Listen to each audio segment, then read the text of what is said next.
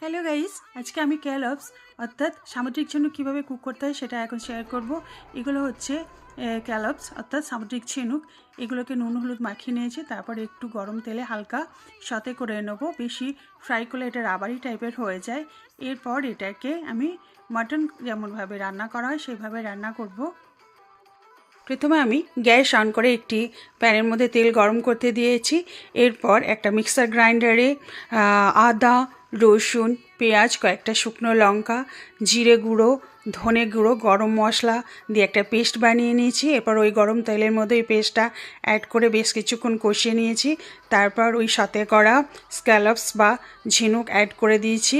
এরপর স্বাদ অনুযায়ী সল্ট আর সুগার অ্যাড করে তারপর প্রয়োজন মতো জল দিয়ে 5-7 মিনিট এটাকে ঢাকা দিয়ে কুক হতে দিয়েছি। 5-7 মিনিট পর ঢাকা খুলে রেসিপিটা